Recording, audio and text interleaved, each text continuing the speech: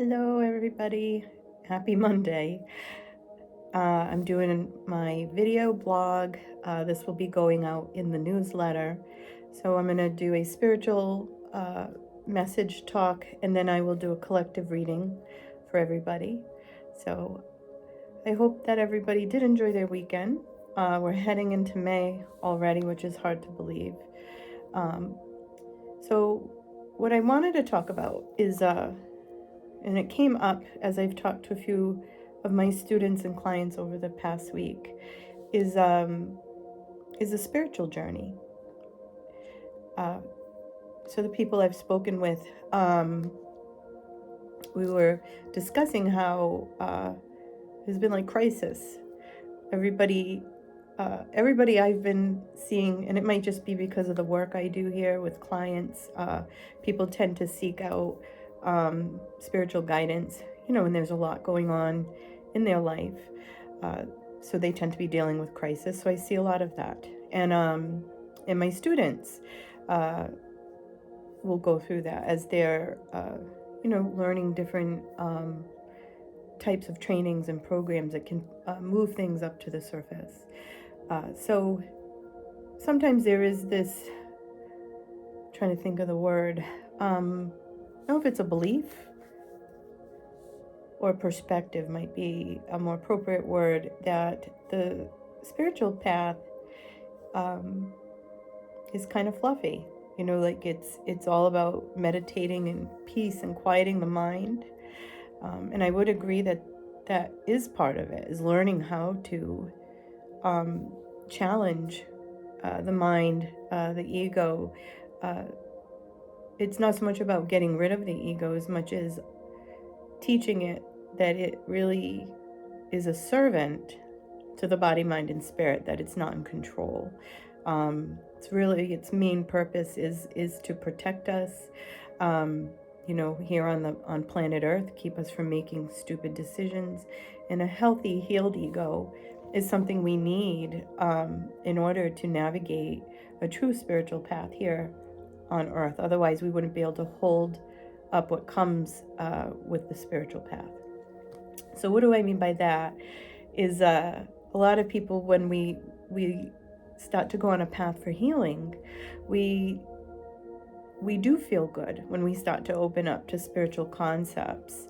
And when I talk spiritual, it's whatever faith-based system that you study in, but I'm talking not so much about dogma, but as things that I teach, like in my mystical training, the ministry training, is opening up to what's beyond dogma, the truth that shows up in all faiths and in religions, etc., is really the soul, right? And our life task, what we come in to this world to do, which gets interrupted in many of us.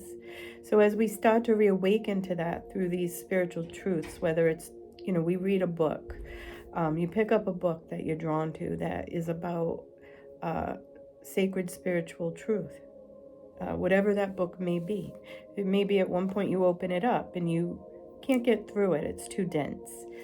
You might pick it up a few years later and you realize, oh, it doesn't appear so dense. It's because your consciousness has shifted and you're able to assimilate the information there. It means you're ready for it. Sometimes you're prompted to buy a book, or you're drawn to something because it's placed in your path, but it might not be the right time to actually read it. Might not be the right time to bring it into your life. And that time will show up as you do the work. What isn't always told to us when we dive in with teachers and start to head deep into the spiritual path is that we get tested. Whether you want to look at it as a test, a challenge, it's Carolyn Meese will use the term, it's something to see if you can build up soul stamina. Because when you're on the path of trying to bring more light into your life, that light is very powerful, and it's going to expose stuff that we need to work through. And those things that can show up as crisis in life, whether it's a health crisis, a relationship crisis, a job crisis. We see it as showing up in world crisis right now, which is showing up because the world has to change. It's got to change some way. It can't keep going the way it's going. So these crises show up to initiate change. So they show up for us too. And it often can happen a lot when we're on the path to healing, through spiritual path, whatever, a training of that nature. And sometimes it does throw people off course. They disappear. They don't come back. They're like, yeah, I'm not going to do that anymore. It seems to create too much upset in my life. Others take it on with a lot of grace and get through, and then they're stronger for it. And it's not even so much about what's right or wrong for people. It's just how we navigate the journey. So that's why I'm discussing it, because a lot of people are attracted, right? We're attracted to the spiritual work. And we don't always understand that sometimes with that spiritual work comes a commitment that you don't realize you make. You step into it because you're interested or called to it.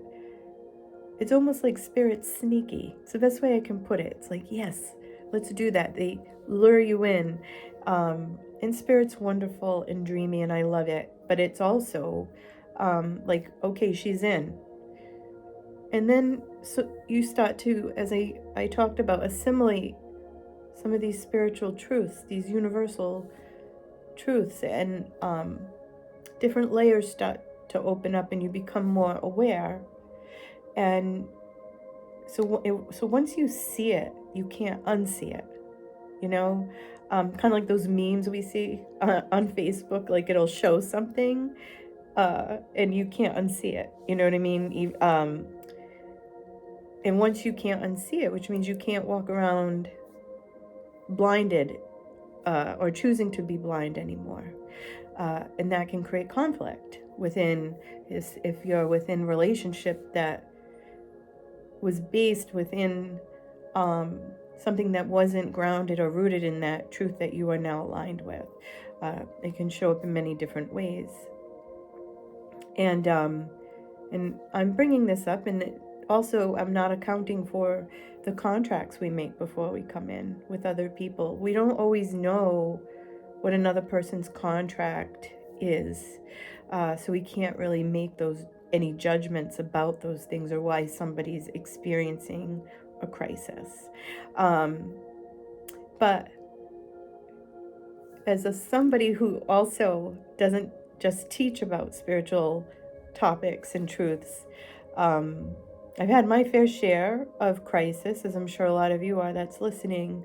And I think a lot of us can agree that sometimes it makes no sense, especially in the moment, so trying to look at it from a deeper place sometimes in the moment isn't the right time, especially if it's something that's really devastating, or something that can feel like it's flipping your life upside down.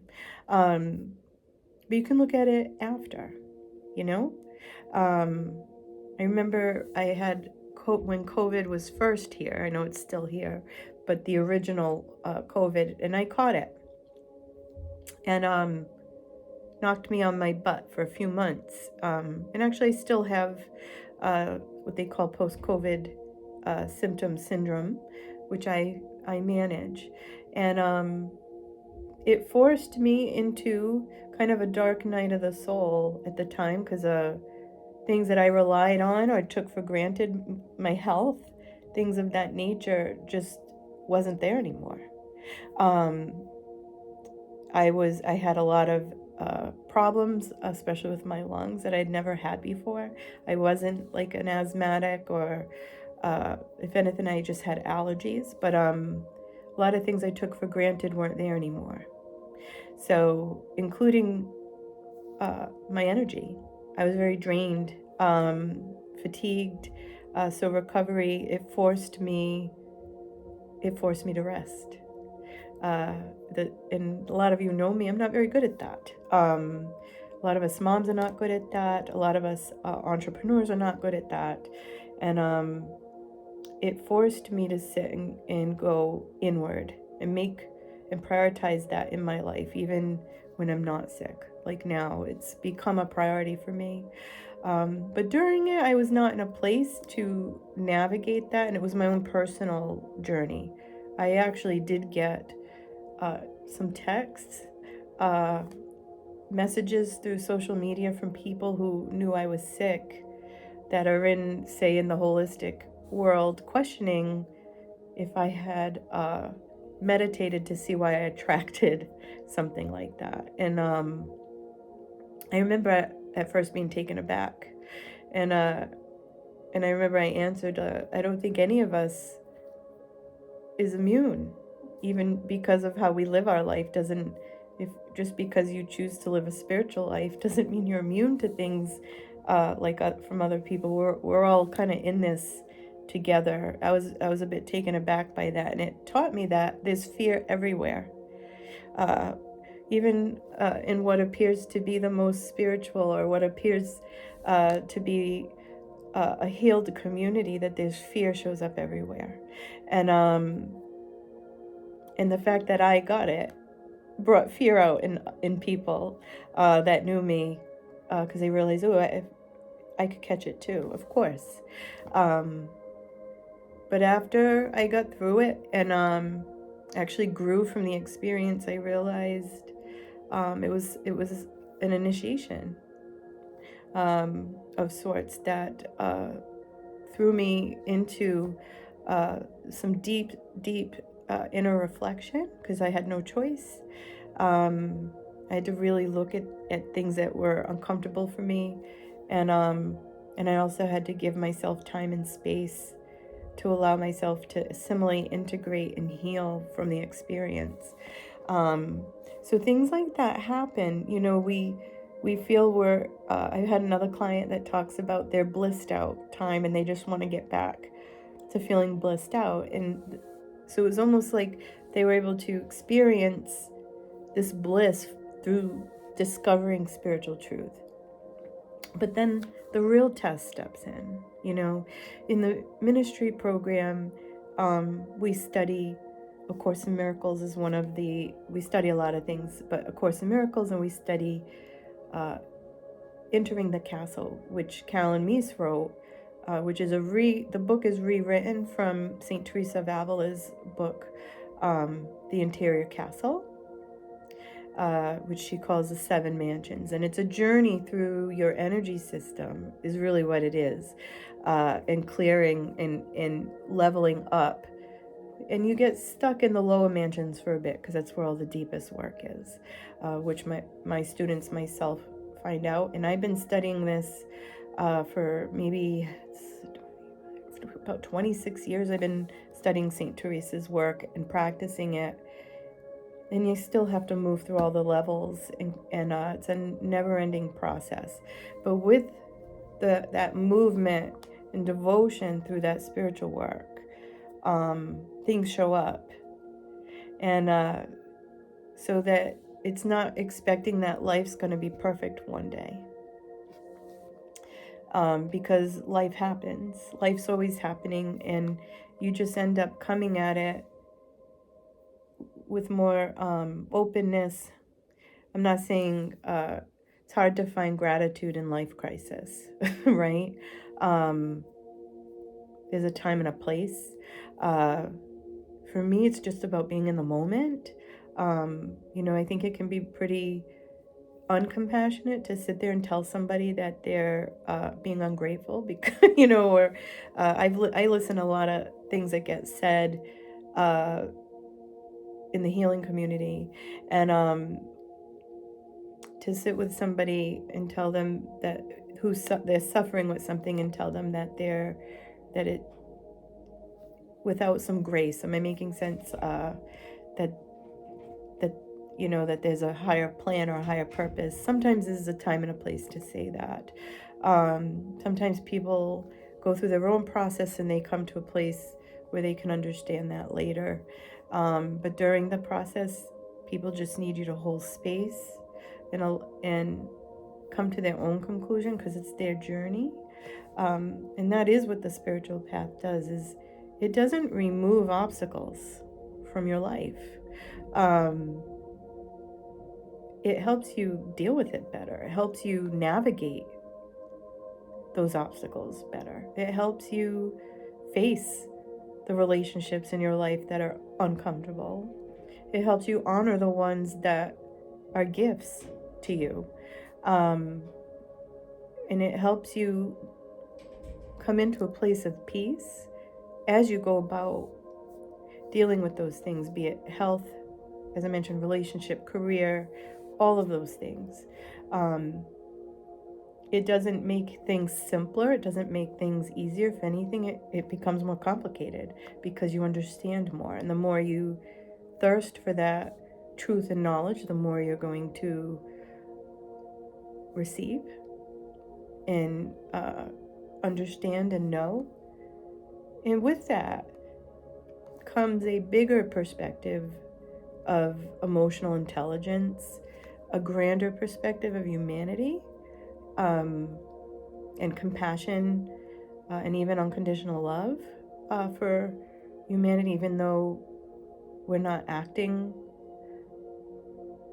in a way or behaving in a way that you would think is loving. But you come into a space where you can witness from a different place. And then if you can witness that for humanity, you could witness that for yourself. And you can come into a more loving relationship with yourself and how you navigate your life.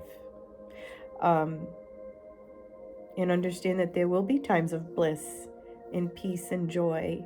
And there will be times of sadness and anger. We are creatures of a full spectrum of emotions. And we've judged those emotions, right? Good, bad. But the thing is, we experience them all. We can't deny either. It's more of how do you move through it, like waves in the ocean. You move through it. You allow yourself to feel. You allow yourself to process. You allow yourself space. And you don't expect or put an agenda on spirit, if that makes sense. You don't tell spirit it has to be this way. This is my agenda. We do that all the time. We don't realize we do it, but we do. It's more of as I explained to one of my students today, we set an intention. And it's really about that's how the laws of the universe, that's what they respond to. They respond to your conscious and unconscious intention. So intentions to live a healed life, or whatever your intention may be, it has to align with your contracts, and it has to align with what's unconscious. Because sometimes what's unconscious doesn't align with what we consciously know. And then that creates a crisscross, as I call it. Remember Ghostbusters, when the currents cross? They're like, whoa, whoa, whoa. We don't want that, right? At the end of that movie. I know I'm dating myself, but sometimes we don't know what's unconsciously in us, and so sometimes our intention could be to spirit to help me align my intention, help me to make sure my intention is in full alignment with me, whole body, whole mind, whole spirit, which includes the unconscious. Because sometimes we just really don't know. We don't know what's in there sometimes. It's so vast. So if you consciously want to, this is a simple thing, but if you consciously want to attract abundance, or you consciously want to attract a soulmate, or you consciously want to attract love, friendships, whatever it may be, but you were never taught in life that you could have those things. Because of the patterns, the way we're raised, we are creatures of habit and patterns, and we live those patterns out, even when they're not always healthy for us. So if you keep moving about with this unconscious belief that, well, I'm not worthy of that. Not worthy of abundance, because you were never taught. You might not be aware of that if it's deeply rooted in the unconscious. We have to smoke it out and face it in order for it to shift and for our intentions to align, so the universe will respond to that and to us. And that's usually where we can fall off track. So to me, the spiritual path is extremely rewarding. I can't imagine not being on a spiritual path. I mean, I remember from a child always pondering the universe. I remember being age 5 trying to understand the alpha and the omega, or how the universe is never ending. And I knew on some level I could comprehend it, but my little brain would shut it down. And at the end of the day, it's awe-inspiring. Everything here on the planet inspires awe. Creation, down to the blades of grass, the trees. Not so much the destruction we see, but when we are kind, when we are loving. I've been able to see that here at the Soul Purpose, with the relationships created here. I see it too, like we've rescued a puppy, and seeing how loving the people are that run the rescue. I mean, to me, those are the things that make me proud to be human. I tend to look at those things over the evil things, which are a reflection of our shadow aspect, or those just the darker unconscious that ends up taking control because we haven't looked at it. It's on a massive collective level now. That seems to be playing out like a movie of good versus evil, So the best thing we can do with that is to not feed into the fear, and anchor in your own self, in your own truth, knowing that on some level it's going to change no matter what. But the change starts with each of us internally. So if anybody has questions, I call these my little Jessica rants, spiritual rants. And I kind of just in the moment speak about what comes. But as you can tell, I'm very overjoyed when it comes to speaking about spirituality. And with that being said, I don't want everybody to think, oh, if I go down these paths, I'm screwed. I gotta deal with all this stuff. And the one thing I always tell my students, though, is put the intention out to your soul that you learn and you grow with ease and grace, so that it's never, that you don't ever feel like, oh, I brought too much on me too soon. It's just trusting, like, this is the pace I'm moving forward in and I'm growing in. A lot of us want to shift and grow really quickly, and with that comes more crisis, even a spiritual or healing crisis. But as we navigate these things in life that appear to be obstacles, we get stronger, we build more soul stamina. As I mentioned, Carolyn Meese loves to say that. And some of these life crises, she calls initiations by fire. Where you're just like, holy shit, I don't know how I'm standing up right now. I don't even know how I'm functioning, but I am. I'm freaking functioning. And then you get through and you look back and you're like, I don't know how I did that. But you did. The thing is, if it's happening 24/7, it's chronic. There's a pattern, and then that's when you ask Spirit to help you smoke out the pattern. Give me the insight. What is this pattern rooted in that I just feel victimized by constantly? Spirit will show you. You have to be open and willing to receive what Spirit shows you. What is that rooted in? Is it from when you were younger? What's it rooted in? But that insight will always come to you if you ask. I'm going to pick some cards now.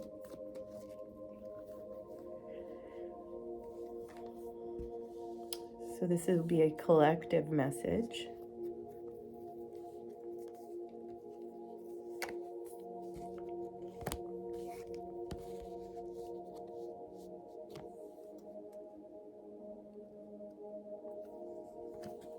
Okay. So we have Archangel Ariel showing up, which is interesting as we posted one of her prayers on the Soul Purpose page today on Facebook and Instagram. So we have Ariel, Gabriel, and Archangel Sandalphon. Sandalphon he's a patron angel for sound healers. The name Sandalphon means brother. He was the prophet Elijah in the Old Testament. But he brings down divine guidance. He answers your prayers. He helps escort the answers down. Okay.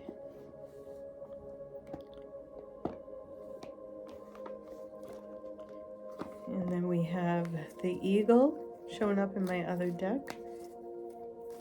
The eagle represents spirit. It represents integrity, and also working with your ancestors and the angelic realms, which I'll talk about. And then out of my Keepers of the Light deck, we got Jesus showing up. All right, let me go into these cards.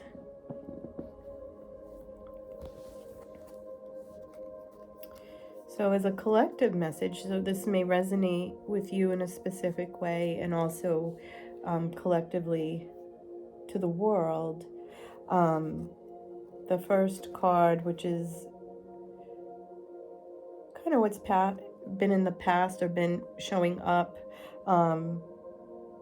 is Archangel Gabriel. It's the number 10. And it's about needing to ask for help. This one relates to me too personally. It's one of the things I have the hardest thing. I'm lucky enough to have people around me who call me out. And then I'm better at calling myself out. It's actually not a bad card, but it's about asking. You have to ask your guides or angels to assist you because you have free will. So it's being able to be open to helpful people showing up and accepting the help. It's about feeling overloaded or overwhelmed, like you can't do it all, or working too much, or even just feel like you're pleasing everybody else but not making any time for yourself. So it's coming up that that's something in the air and the energy that needs to change. And with that, what's coming into the immediate present is Archangel Ariel. It's a Queen card. So the first, just so you can see, that's Archangel Gabriel, Archangel Ariel, the Queen of Ariel. This is my Archangel Tarot deck. The Queen of Ariel represents coming into a place of maturity, generosity. It's about home. It's about relationship with money or abundance. But coming into that place within your heart and soul, that no matter what's going on around you, you are still happy, or you're in a space of peace. It's a card about nurturing yourself and nurturing, getting joy from nurturing others, but also listening to your higher self or your soul. They come from different places. They are different. But to receive that practical and wise advice from yourself, and understanding that. It's a place of empowerment, feeling safe in your environment, which would be your home, being able to provide for yourself, feeling strength. It would also be about being grounded, getting out of your head, getting more into your body, and anchoring and centering yourself. So that way, because we're all spinning up here. overthinking, which does us no good, right? So what's coming in is divine guidance. That's Archangel Sandalphon.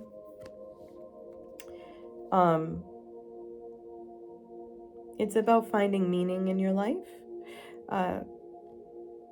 Even looking at alternative approaches to how you're living your life, making some changes that might help you, that you may have been resisting or afraid to make. But it's also surrounding yourself, looking at who you surround yourself by. Who are the wise teachers? Who are the supportive friends that give you honest but loving advice? Not necessarily telling you what to do or trying to control your life, but that you feel safe going to them for advice. This is receiving that divine guidance can show up in that way through others, can come in through yourself through a type of inspiration right from spirit. These three cards imply that there's a tone in the collective of being tired, feeling overwhelmed, stressed, doing too much, not feeling there's not enough hours in the day to do everything you want, right?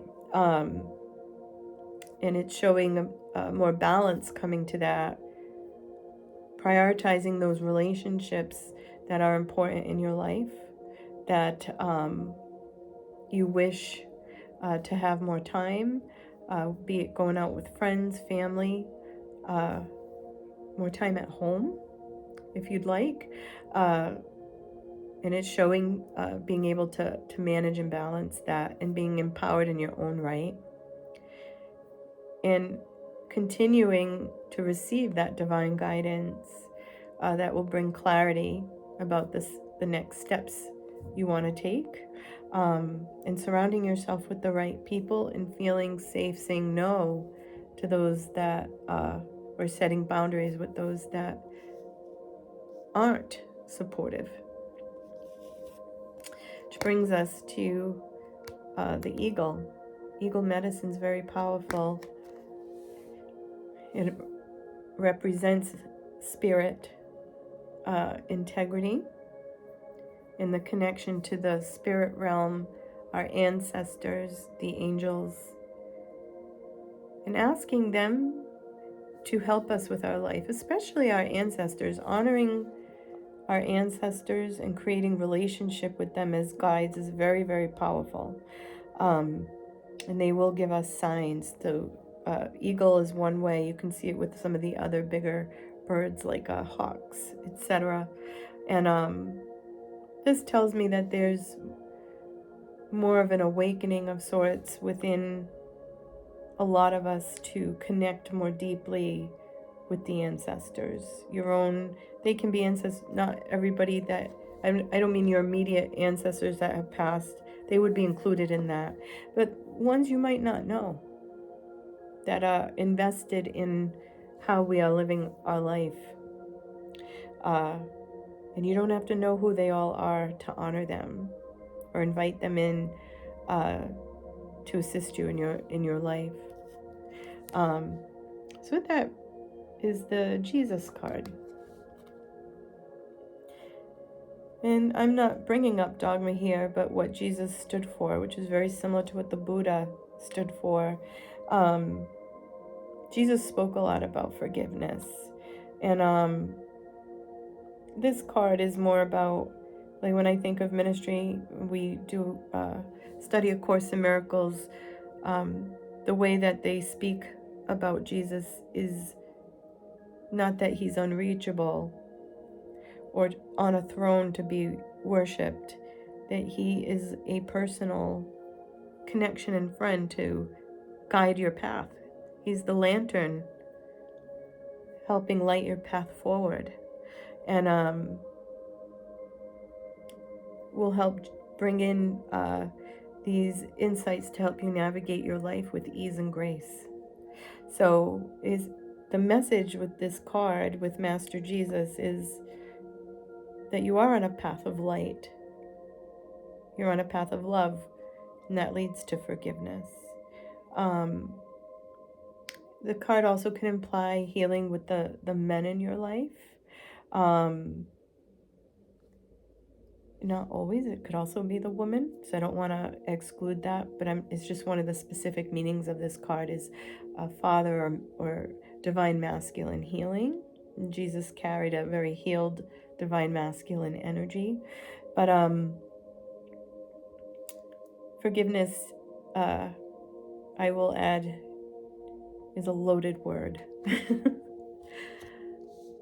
Forgiveness has nothing to do about the other people. It has to do with you, and it has to do with just bringing yourself back to the present time and not the past, so that you're re-wounding yourself going into the past anymore. You just start to pull all that energy back into the present, and you run on more energy.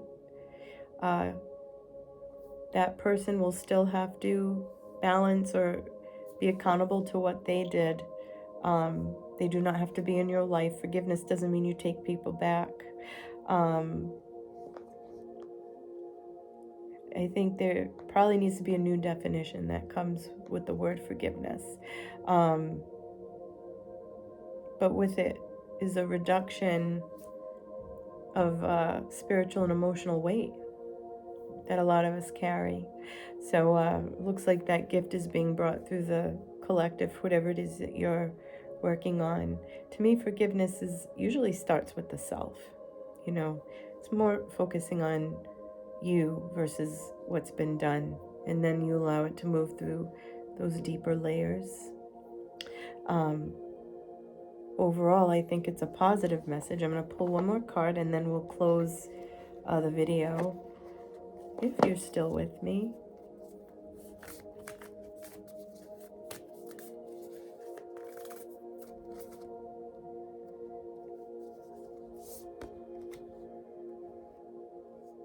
So interesting.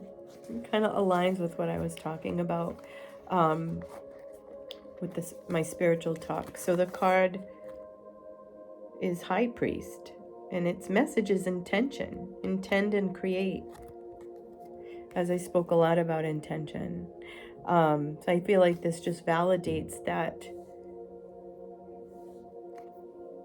Create an intention, and on a daily basis, connect with that intention and align with it to the best of your ability.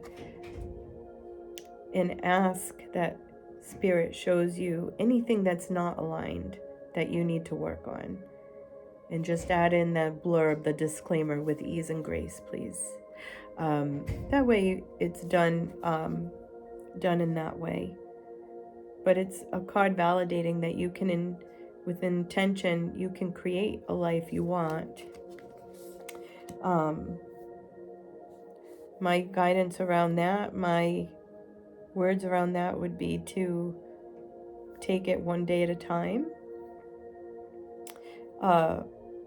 And allowing some fluidity, some space, as I mentioned, I use that word, to shift and be open to the insights. And also knowing we don't always know everything, that there's still always going to be some mystery. But I thank you for joining me today. Before I sign off, I would say if any of you are dealing with some of this anxiety that's collectively floating around out there, I found that these helped me recently because the world's really been wonky, not just personally. And sometimes I have to know I don't need to plug into the whole collective grief that is enveloping this planet right now, that brings up a lot of anxiety. So this is some lepidolite. It's got little sparkles in there. It's really great for anxiety and balancing the hemispheres of the brain. It's just some amethyst, which is a natural tranquilizer, very calming and soothing, and also really good for absorbing negative energy. And then this one's one of my favorites. This is scolasite. It's a heart-shaped stone. My cat loves this. I had to actually take it from him today. He was trying to toss it.